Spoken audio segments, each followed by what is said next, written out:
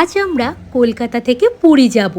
কলকাতা থেকে পুরী আমরা জার্নি করব 12821 ধৌলি এক্সপ্রেসে। এটা কিন্তু কলকাতা থেকে পুরীতে যাওয়ার সবচেয়ে সস্তার একটা ট্রেন।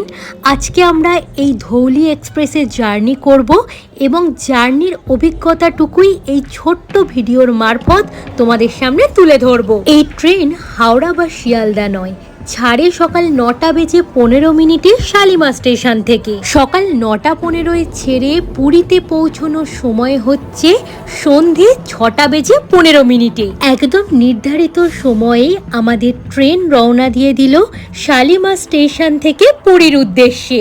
আমি আজ যাত্রা করছি এই ট্রেনের থার্ড এসি ইকোনমিতে। ট্রেনটা তো দেখতেই পাচ্ছ খুবই পরিষ্কার পরিচ্ছন্ন, বাট বাথরুমটা কিন্তু অতটা পরিষ্কার পরিচ্ছন্ন ছিল না, তাই আর তোমাদেরকে দেখালাম না। আজ আমরা কভার করব প্রায় 500 কিলোমিটারের মতো পথ, আর আমাদের ট্রেন দাঁড়াবে 14টা স্টেশনে। শালিমার থেকে ছেড়ে আমাদের ট্রেন প্রথম দাঁড়িয়েছে সাঁতরাগাছি, এরপর খড়গপুর, বেলদা, জলেশ্বর, বালাসর, কেওনঝড়, ধানমন্ডল, ভুবনেশ্বর, সাক্ষীগোপাল হয়ে ট্রেন এগিয়ে যাবে পুরীর উদ্দেশ্যে।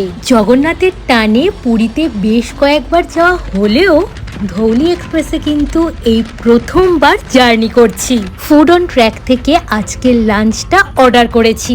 লাঞ্চ উঠেছে বালাসর থেকে। আমি অর্ডার করেছি একটা চিকেন থালি, দাম পড়েছে 160 টাকা। খাবার দাবার কিন্তু ভীষণ ভালো ছিল। অনেকের কাছে শুনেছি বা অনেক ভিডিওতেও দেখেছি যে ধৌলি নাকি অনেকটাই পুরীতে ঢুকতে লেট করে, কিন্তু আজকে আমাদের ট্রেন মাত্র 7 মিনিট লেটে চলছে। এবার একটু এই ট্রেনের ভাড়াগুলো তোমাদের বলে দিই।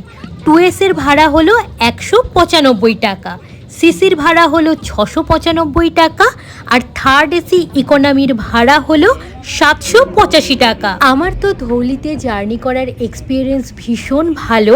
ট্রেন এখন মাত্র 2 মিনিট লেটে চলছে। এখন আমাদের ট্রেন ঢুকছে সাক্ষীগোপাল স্টেশনে, আর কিছুক্ষণের মধ্যেই আমরা পুরীতে পৌঁছে যাব। এর পরের স্টেশনই হলো পুরী। তোমাদের আজকের ভিডিও দেখতে কেমন লাগলো অবশ্যই নিচে একটা মূল্যবান কমেন্ট করে জানিও। আজকের মতো টাটা।